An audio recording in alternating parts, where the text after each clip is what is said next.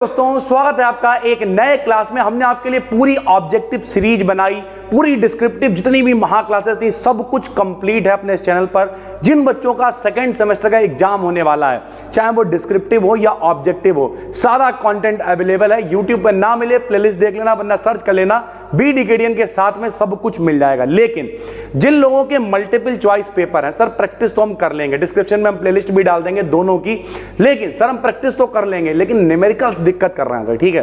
तो कुछ ऐसे सवाल बताइए जो पेपर में आते रहते हैं। तो कुछ पुराने पेपर जो बच्चों ने हमें भेजे थे उनमें आए हुए कुछ न्यूमेरिकल्स पे हम लोग चर्चा करेंगे, और जितने भी सवाल बन सकते हैं जिस जिस वैरायटी के, वो सारे फार्मूले आपको बताने वाले हैं।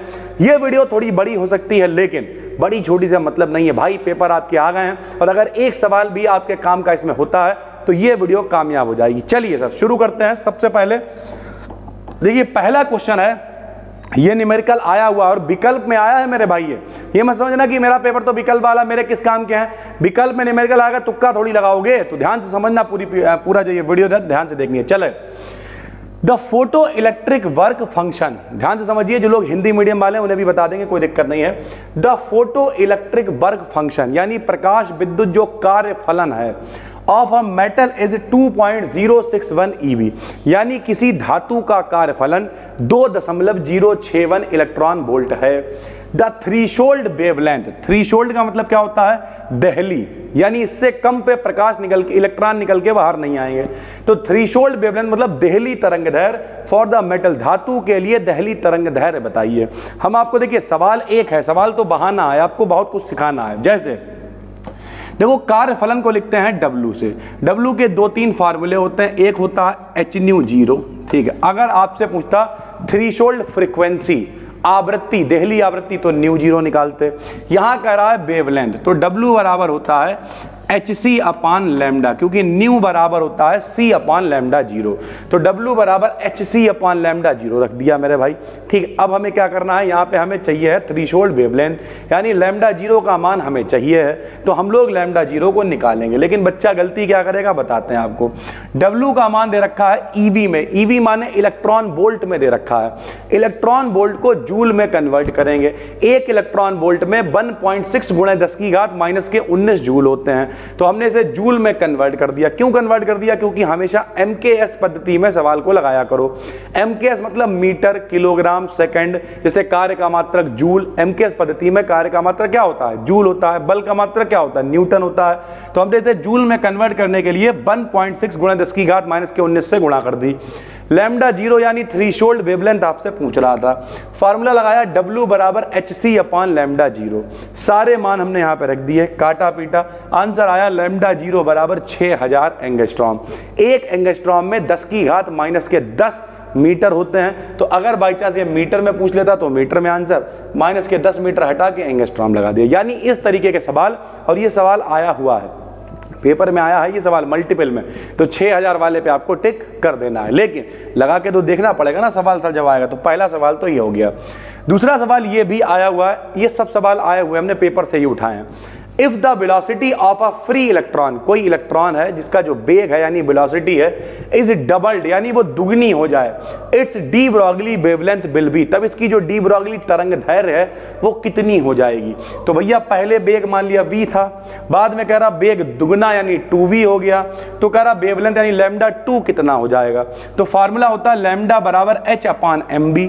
m और h नियतांक है, क्योंकि इलेक्ट्रॉन का द्रव्यमान भी वही रहेगा, h प्लांक नियतांक भी वही रहेगा, दोनों नियतांक हैं। भाग दे दिया, भाग दिया तो भैया b2 ऊपर चला गया, तो λ1 बटे λ2 बराबर b2 बटे v1 आ गया। b2 का मान 2b रख दिया, b1 का मान b रख दिया, b से b कैंसिल कर दिया, तो λ2 बराबर आ गया λ1/2, यानी दूसरी वाली जो वेवलेंथ है पहले वाले वेवलेंथ की आधी हो जाएगी। तो इसमें जो हाफ वाला आंसर होगा या फिर आधी, आप जिसमें भी लगा रहा हो, सर हिंदी में पढ़ रहा हो, इंग्लिश में पढ़ रहा हो, तो आपको टिक ही लगाने, एक्चुअल में OMR रंगने को आएगी या फिर, तो कुल मिला के जैसे जिस कॉलेज का, जिस यूनिवर्सिटी का सिस्टम हो, कई लोग टिक लगवा के पेपर जमा कर लेते हैं, कई लोग OMR शीट देते हैं, जैसा भी हो सर, ठीक है। तो आधी वाला इसका आंसर यानी हाफ वाला आंसर ठीक हो जाएगा, ठीक भाई। उसके बाद एक ये क्वेश्चन है, the voltage gain of N amplifier without feedback, ये बहुत इंपॉर्टेंट है, ये भी पेपर से उठाया हमने। अब ये फीडबैक होता क्या, हमने ये सब पढ़ाया हुआ है लेकिन फिर भी बता देते हैं। कि जब एम्पलीफायर है, जैसे एम्पलीफायर होता क्या है, कल हमने एक वीडियो डाली है अपने BD चैनल पे, शायद आपने देखी हो। एम्पलीफायर होता क्या है, एम्पलीफायर ये होता है कि जैसे मेरी अभी आवाज़ कम है, ऑडियो कम है, तो हम क्या करेंगे, यहाँ पर हम एक एम्पलीफायर यूज करते हैं और यहाँ पर देखिए एक ट्रांसमीटर माइक वगैरह रखा रहता है। इस माइक की हेल्प से क्या होता है, मेरी आवाज़ को एम्पलीफायर बढ़ा देता है। तो आवाज़ एम्पलीफायर का मतलब होता है प्रवर्धित कर देना, बढ़ा देना सर, ठीक है। तो कह रहा है कि voltage gain of N amplifier, मतलब जब नॉर्मली एम्पलीफायर चल रहा है तब उसका वोल्टेज गेन कितना है, 3000 है। फिर कह रहा voltage gain of the amplifier for negative feedback, इसे निगेटिव फीडबैक दे दिया गया। फीडबैक क्या होता है मेरे भाई, जैसे आप हमें कमेंट करके बताना कि भैया ये वीडियो आपको कैसी लगी, तो ये क्या हो जाएगा, फीडबैक हो जाएगा। तो एम्पलीफायर से जो आउटपुट हमें मिला उसी आवाज़ को हमने फिर एम्पलीफायर के लिए इस्तेमाल कर दिया, इसे फीडबैक कह देते हैं। अगर उस आवाज़ से एम्पलीफायर की फ्रिक्वेंसी या वोल्टेज या जो भी है वो बढ़ गया तो उसे पॉजिटिव फीडबैक कहते हैं। उसने और कम कर दिया, बर्बाद कर दिया, तो उसे निगेटिव फीडबैक कहते हैं। तो कह रहा है जब फीडबैक दे देंगे तो जो फीडबैक फैक्टर है वो बीटा का मान 0.01 है। तो आपको वोल्टेज गेन तब देना है जब उसे फीडबैक, पहले नॉर्मल चल रहा था तो इतना है, अब फीडबैक बे दे दिया, अब होएगा कितना। तो ये फार्मूला आपको याद रखना है। गेन इन एम्पलीफायर को ए से लिखते हैं, नॉर्मली ए से लिखते हैं, गेन को 3000 दे रखा है। फीडबैक फैक्टर को बीटा से लिखते हैं, 0.01 दे रखा है। Voltage gain for negative feedback, यानी निगेटिव फीडबैक के लिए आपको वोल्टेज गेन यानी AF, ए फॉर गेन और F for feedback gain, AF का मान पूछ रहा है। AF बराबर A/1 प्लस A बीटा, ये फार्मूला होता है, ठीक है। AF ऐसे ही रखा, सारे मान रख के हल करोगे, 96.77 इसका सही आंसर होगा। ये सारी कैलकुलेशन हमने कहीं से नहीं, कहीं टिक लगा नहीं, सारे खुद सवाल लगाए हैं और खुद बैठ के सॉल्व करे हैं, या फिर कुछ सवाल जो हमने ऑफलाइन में लगाए हैं वो यहाँ पे लगाए हैं। यानी ओवरऑल ये एक बहुत ही हेल्दी वीडियो आपके लिए होने वाली है। इन सारे सवाल को अगर आप देखते हैं, हम गारंटी ले रहे हैं कि पेपर में सवाल के मामले में भुगतना नहीं पड़ेगा। बाकी पूरी प्लेलिस्ट बनी हुई है, प्लेलिस्ट डिस्क्रिप्शन में डाल देंगे। अगर ऑब्जेक्टिव पेपर भी है देख डालो, PDF वगैरह टेलीग्राम BD Academy BSc पे पड़ी हुई है, जाके मौज काट दो जाके भाई, बस यही कहेंगे, ठीक है। अब पोटेंशियल E बराबर एक इक्वेशन दे रखी है 480 sin omega T volt is applied on full wave rectifier. इस सवाल को लगाने से पहले आपको समझना पड़ेगा, सुनो। फुल वेव रेक्टिफायर का मतलब, हमने ये सारी चीजें महा क्लास में बताई हैं, लेकिन फुल वेव रेक्टिफायर क्या होता है, जब हम लोग 4 PN जंक्शन डायोड लगाते हैं तब हम लोग उसे कहते हैं ब्रिज रेक्टिफायर। क्या कहते हैं, bridge rectifier. Half wave rectifier क्या होता है, समझा दे रहा है यार। रेक्टिफायर होता क्या है, जो AC को DC में कन्वर्ट करता है। रेक्टिफायर मतलब क्या होता है, दिष्टकारी, DC बनाने वाला। DC क्या होती है, जो बैटरी वाली करंट होती है वो DC करंट होती है। घरों में जो लाइट आती है वो AC करंट होती है। जो AC को DC में कन्वर्ट करता है उसे हम लोग क्या कहते हैं बताओ, उसे हम लोग कहते हैं रेक्टिफायर, ठीक, पहली बात।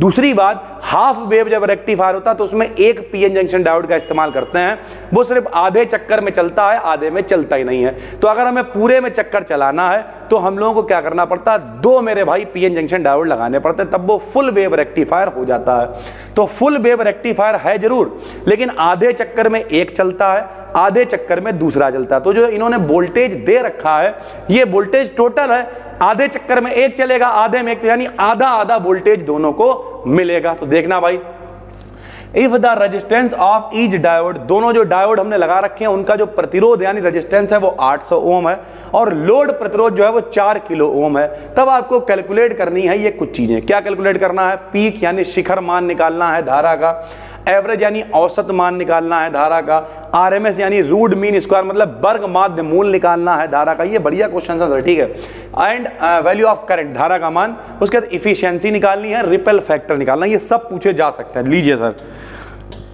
तो कितना वोल्टेज दे रखा है, E बराबर 480 sin ओमेगा टी, लेकिन इतना नहीं होगा मेरे भाई। क्यों, क्योंकि आधे चक्कर में, रेक्टिफायर में आधे चक्कर में एक डायोड चलता है, आधे में एक चलता है।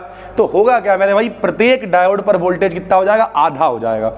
आधे का मतलब कितना, E0 बराबर 240 वोल्ट। कैसे, E बराबर 480 साइन ओमेगा टी है, आधा करेंगे तो कितना हो जाएगा, 240 साइन ओमेगा टी, यानी 240 साइन ओमेगा टी एक को मिलेगा, 240 दूसरे को मिलेगा। हाफ वेव में एक ही होता है, फुल वेव में 2 होते हैं, और वो 2 होते ही इस वजह से हैं क्योंकि एक सिर्फ आधे चक्कर में ही चलता है। तो अगर पूरे में चलाना है तो 2 लगाने पड़ेंगे, सीधी बात है। जब इसकी तुलना करेंगे E बराबर E0 साइन ओमेगा टी से, तो E0 का मान कितना आ जाएगा, 480, लेकिन पूरे के लिए आधा आधा बटेगा, तो E0 का मान कितना आएगा, 240। ठीक, आर डी का मान दे रखा है, आर डी का मतलब D for diode, R for resistance. Diode का प्रतिरोध इन्होंने दे रखा है 800, लोड प्रतिरोध दे रखा है 4 किलो ओम, 1 किलो में होते हैं 1000 ओम, तो आर एल का मान 4 × 10³ ओम हो गया। ठीक, पीक करंट यानी शिखर मान धारा का निकालना, आई जीरो बराबर वही ओम का नियम, बी बराबर आई आर कह लो, E upon R D plus R L, यानी टोटल प्रतिरोध उसी से हमने लगा दिया। मान रख के जब आप इसे हल करोगे सारे मान तो ये आंसर निकल जाएगा। फार्मूले हम आपको बताया जा रहा है। एवरेज करंट पूछे तो आई डी सी का मतलब 2I0/पाई है, औसत धारा का फार्मूला होता है 2I0/पाई। I0 का मान ऊपर निकाल चुके हैं, यहाँ रख के हल करोगे आप, ये आ जाएगा। पाई का मान नहीं पता, 3.14 या 22/7 आप रख सकते हो। IRMS यानी वर्ग माध्य मूल धारा होती है, I0/√2 मान होता है, √2 का मान 1.414 होता है, भाग दे के हल करोगे ये आ जाएगा। ठीक है, इफिशियंसी ईटा बराबर होता PDC/PAC। PDC क्या होगी, जो आउटपुट हमें मिला, क्योंकि रेक्टिफायर क्या करेगा, AC लेगा DC बनाएगा, यानी सरल भाषा में कहें तो आउटपुट बटे इनपुट, ये होती है उसकी दक्षता। दक्षता मतलब काम करने की क्षमता, कितना हमने दिया कितना हमें मिला। हम समझाते हैं आपको क्या होती है दक्षता। लो, बहू हमारी गृह कार्यों में दक्ष है, हम कहते हैं हमने 5 रुपए खर्च किए, 50 रुपए हमें मिले, तो 5 दाम कितना हो गया 50, यानी जो हमारी इफिशियंसी दक्षता है वो कितनी है 10 है। 10 गुना कर दिया हमने चीजों को। तो इनपुट आउटपुट बटे इनपुट, जितना हमें मिला, जितना डीसी मिला वो ऊपर, जितना एसी हमने दिया बदलने के लिए वो नीचे। डीसी का मान क्या होगा, P बराबर I² R होता, तो IDC²/RL, नीचे IRMS² बट्टे में RD प्लस RL, ये अपना इनपुट था, RL पे हमें आउटपुट मिलेगा। सारे मान यहाँ पे रख देंगे और हल होके निकल के आएगा ईटा बराबर 0.676। परसेंटेज में कभी पूछे तो 100 से गुणा कर देना, 67.6 आ जाएगा। रिपल फैक्टर का फार्मूला भी हमने यहाँ पे लिख दिया, ये PDF आपको हम दे देंगे, कोई टेंशन नहीं, लेकिन सारे फार्मूले हमने कोशिश की है इस्तेमाल करने की जो आपके काम में आ सकते हैं। रिपल फैक्टर बराबर होता है, गामा से लिखते हैं IRMS बटे IDC का होल स्क्वायर -1, इसे रख के आप भाग दोगे, हल करोगे, आंसर आएगा 0.48। ठीक, उसके बाद एक कार्नोट इंजन होता है। कार्नोट इंजन के लिए जो इफिशियंसी नॉर्मली टेम्परेचर के फॉर्म में होती है वो तो आपको पता होगी, लेकिन कभी कभी क्या करेगा, एडियाबेटिक एक्सपेंशन कोफिशिएंट दे देगा आपको। एडियाबेटिक एक्सपेंशन कोफिशिएंट को रो से लिखते हैं, कुछ भी मान दिया हो मैं उससे मतलब नहीं है, गामा का मान आपको दे रखा होगा, ठीक है, और आपसे इफिशियंसी ईटा पूछेगा, तो ये फार्मूला होता है ईटा बराबर 1-1/ρ⁴ गामा -1। जरूरी नहीं है बार बार ये क्वेश्चन आए, लेकिन एक आध बार दिखा है, इस वजह से हमने इसे भी लगा दिया है। ठीक है, उसके बाद यहां देखिए एक RL सर्किट है, ध्यान से समझना। RL सर्किट का मतलब R माने रेजिस्टेंस यानी प्रतिरोध है, L माने क्या है, L फॉर है मेरे भाई कुंडली, L फॉर क्या है, कुंडली यानी प्रेरकत्व। RL का मान आपको दे रखा हो और टाइम कांस्टेंट आपसे पूछा हो, तो L/R की विमा T के बराबर होती है, इसे हम लोग लैम्डा से लिखते हैं। टाइम कांस्टेंट लैम्डा बराबर L/R होता है। L का मान रख दिया, R का मान रख दिया, भाग दे दिया, लैम्डा का मान निकल आया मेरे भाई, समझ गए। तो अगर आपसे टाइम कांस्टेंट पूछे तो आपको ये फार्मूला लगाना है। सोलर कांस्टेंट का फार्मूला आपको पता होना चाहिए, ये पूछ सकता है विकल्प में भी। S से लिखते हैं, S बराबर होता है 60 × 4πr² E बटे में 4πr² छोटा वाला सर, ठीक है, जहां पे कैपिटल R सूर्य की त्रिज्या है, स्मॉल r पृथ्वी की त्रिज्या है, और E फॉर एनर्जी यानी ऊर्जा है मेरे भाई, ठीक है। उसके बाद देखिए कुछ और चीजें हैं, जैसे ट्राई एटॉमिक गैसों के लिए डिग्री ऑफ फ्रीडम कितनी होती है। डिग्री ऑफ फ्रीडम आपको पता होना चाहिए, जितनी तरीके से किसी गैस को हम लोग व्यक्त कर सकते हैं उसे हम लोग कहते हैं, जितने मतलब हमें पता होते हैं उसके बारे में। जैसे अगर हम कहें PV बराबर RT, तो इसमें P मालूम है, B मालूम है, मान लिया T नहीं मालूम है, तो इसके लिए डिग्री ऑफ फ्रीडम कितनी हो जाएगी, 2 मतलब 1 हो जाएगी सर, ठीक है। अगर हम आपको आराम से बताएं, उतने कंपोनेंट 2 तरीके से डिग्री ऑफ फ्रीडम को समझते हैं। जैसे कोई मच्छर हवा में उड़ रहा है तो वो लंबाई में, चौड़ाई में, ऊंचाई में उड़ सकता है, तो लंबाई चौड़ाई ऊंचाई में अगर वो उड़ सकता है तो इसकी डिग्री ऑफ फ्रीडम 3 हो गई। कोई चीटा मेज पे चल रहा तो वो लंबाई चौड़ाई में चल सकता है, इसकी डिग्री ऑफ फ्रीडम 2 हो गई। ये फिजिकली निकालते हैं, लेकिन केमिस्ट्री में क्या करते हैं, केमिस्ट्री में हम लोग ऐसे पता करते हैं, जैसे बाई चांस PB बराबर RT है, तो P और B का मान अगर तुम्हें पता है तो R का मान तो नियतांक होता है, T का निकल आएगा, तो डिग्री ऑफ फ्रीडम 2 हो गई। यानी किसी भी इक्वेशन को पता करने के लिए जितने लोगों की जरूरत है वो उसकी डिग्री ऑफ फ्रीडम है। तो आपको पता होना चाहिए degree of freedom try atomic के लिए 6 होती है, डाई के लिए 5 होती है, मोनो के लिए 3 होती है, विकल्प में पूछा जा सकता है। ठीक है, डिग्री ऑफ फ्रीडम निकालने का फॉर्मूला होता है गामा बराबर 1 + 2/f। ठीक है, गामा का मान निकालने का फॉर्मूला गामा बराबर 1 + 2/f। डिग्री ऑफ फ्रीडम आप रख लेना, ट्राई के लिए इतनी, डाई के लिए इतनी, तो गामा की वैल्यू ट्राई के लिए होती है 1.3, डाई के लिए होती है 1.4, मोनो के लिए होती है 1.6, यानी f की वैल्यू, गामा की वैल्यू आपको पता होनी चाहिए। गामा क्या है? गामा एक कांस्टेंट है। f क्या है? f डिग्री ऑफ फ्रीडम है। दोनों में जिसका मान पूछे, मोनो, डाई, ट्राई, जिसके लिए भी बिल्कुल याद करके जाना मेरे भाई। ठीक है, उसके बाद एक क्वेश्चन ये है, t का मान आपसे पूछ रखा है, लैम्डा यानी तरंग दैर्घ्य आपको दे रखी है, b यानी बीन नियतांक है। बीन का नियम होता है लैम्डा × t = b। लो भैया, लैम्डा × t = b, t का मान b/λ, यहाँ b और लैम्डा का मान रख दिया, t का मान आएगा 4000 केल्विन। तो ये भी क्वेश्चन आ सकता है, बीन नियतांक के ऊपर लैम्डा × t = b आपको पता होना चाहिए। जैसे ही वीडियो पब्लिक करेंगे तुरंत ये पीडीएफ आपको दे देंगे ताकि कोई दिक्कत ना हो, क्योंकि परसों ही आपका पेपर है सर। ठीक है, कल ही बच्चे कमेंट कर रहे थे। अगला देखिए सर, इसी तरीके का एक और सवाल आया हुआ था, लैम्डा का मान पता नहीं, टी का मान इतना, बी का मान इतना, लैम्डा × t = b हो गया, तो लैम्डा बराबर b/t हो गया, मान रखोगे आंसर। यानी सेम ये फार्मूला आपको एक पता होना चाहिए। रेफ्रिजरेटर के लिए अगर वर्क फंक्शन कभी पूछे तो वो होता है बीटा बराबर T2/T1 - T2। ठीक है, मान लिया T1 का मान दे रखा है इतना, T2 का मान है इतना। एक चीज हमेशा याद रखिएगा, रेफ्रिजरेटर के मामले में और नॉर्मली कार्नोट इंजन के मामले में फर्क होता है। तो यहाँ पे इन्होंने T1 का मान कितना दे रखा है 27, T2 का मान कितना है -13। दोनों के आप मान रख के यहाँ पे हल करोगे, आ जाएगा बीटा का मान 6.5। ठीक है, इफिशिएंसी ऑफ कार्नोट इंजन, ये जरूर याद रखना, कार्नोट इंजन में 2 चीजें होती हैं, एक सोर्स और एक सिंक। सोर्स का टेम्परेचर हमेशा ज्यादा होगा, तो जो ज्यादा टेम्परेचर दे रखा हो उसे T1 मानना, जो कम दे रखा हो उसे T2 मानना मेरे भाई। तो फार्मूला होता है ईटा बराबर 1 - T2/T1। आपसे कहेगा सोर्स का टेम्परेचर, उसे T1 मान लेना, सिंक का टेम्परेचर T2 मान लेना। 187 डिग्री सेंटीग्रेड है, डिग्री सेंटीग्रेड में नहीं लेंगे, क्यों? फिजिक्स पढ़ रहे हैं, यहाँ पे MKS पद्धति चलेगी, स्टार्टिंग में बता दिया। डिग्री सेंटीग्रेड में 273 जोड़ोगे ये केल्विन बन जाएगा, 273 जोड़ा 460 केल्विन हो गया। T2 में 273 जोड़ा 345, एक्चुअल में ये रियल मान होता है 273.15, लेकिन अब इतना पॉइंटों में कहां ढोएंगे, तो एक एवरेज 273 जोड़ देते हैं। आप गूगल पर सर्च करके देखना, 1 डिग्री सेंटीग्रेड इंटू केल्विन 273.15 आएगा। बताइएगा सर। ठीक है, फिलहाल तो हम लोग 273 लगभग जोड़ देते हैं।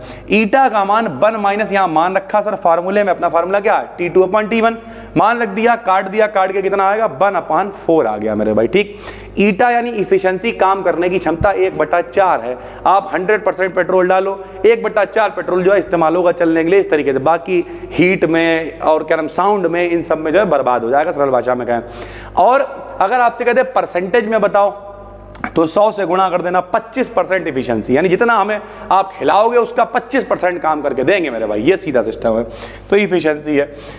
उसके बाद एक क्वेश्चन ये हो सकता है, the ammeter shown in figure 1, यहां पर एक अमीटर दिया गया है। ठीक है, consist 480 ohm coil connected in parallel to a 20 ohm shunt, यानी इस अमीटर के अंदर 2 चीजें हैं, एक 480 ओम की क्वाइल है और एक 20 ओम का शंट है। शंट भी एक प्रतिरोध ही होता है और दोनों का समांतर क्रम में है। तो पहले तो इस अमीटर का प्रतिरोध हमें निकालना पड़ेगा। समांतर क्रम का फॉर्मूला आपने पढ़ रखा है, 1/R बराबर 1/R1 + 1/R2। तो समांतर क्रम का फॉर्मूला लगाया, इससे क्या हुआ, अमीटर का प्रतिरोध निकाल लिया, जो 2 प्रतिरोध दे रखे थे उसकी सहायता से, प्लस अलग से एक प्रतिरोध दे रखा है 140.8। तो टोटल प्रतिरोध कितना हो गया भैया, टोटल हमने दोनों को जोड़ दिया, क्योंकि जब इसका निकल आएगा तो ये सीधे सीधे हैं, तो ये दोनों श्रेणी क्रम में, श्रेणी मतलब लाइन से, समांतर मतलब ऊपर नीचे।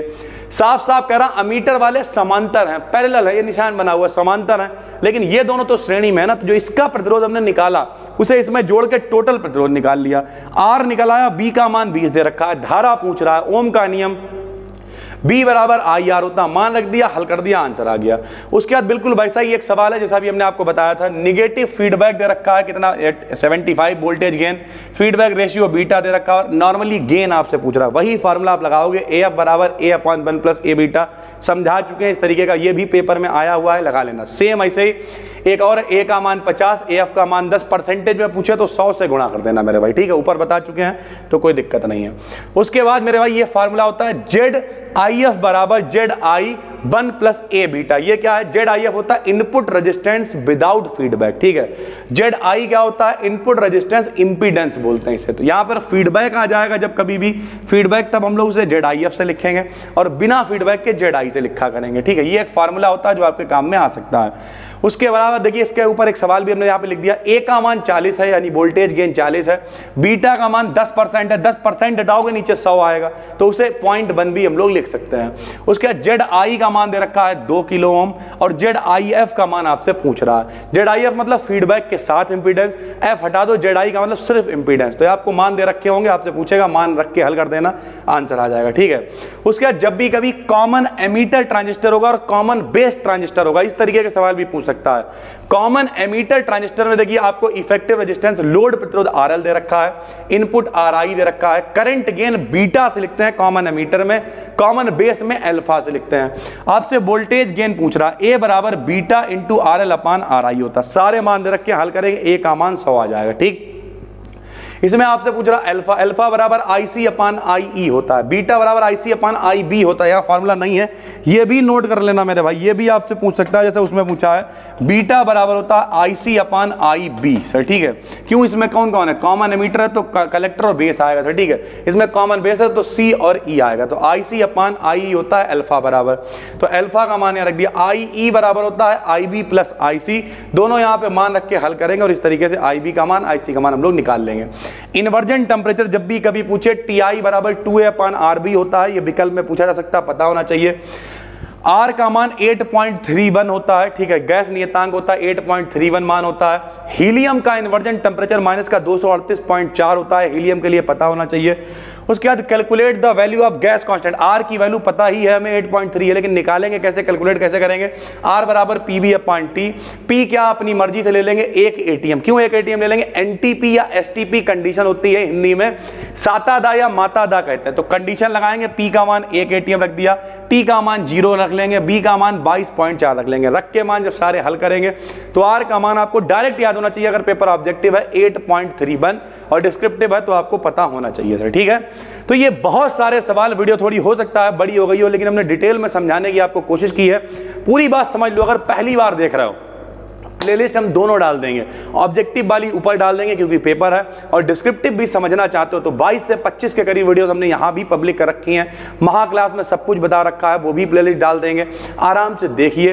कोई भी दिक्कत हो रही है कमेंट करके बताइए। 16 तारीख को आपका पेपर है, हमें होश है पूरी तरीके से, और इसी वजह से हम कोई इधर उधर की वीडियो नहीं ला रहे हैं, केवल वही वीडियोस ला रहे हैं ताकि आपके पेपर अच्छे से हो पाए। तो नए हैं चैनल को सब्सक्राइब करिए, पुराने हैं नोटिफिकेशन बेल को ऑन करिए। टेलीग्राम पे तुरंत इसकी पीडीएफ पड़ जाएगी सर, टेलीग्राम पे जाके सर्च करिए BD Acadian BSc। फिर मिलते हैं, तब तक के लिए धन्यवाद, थैंक यू।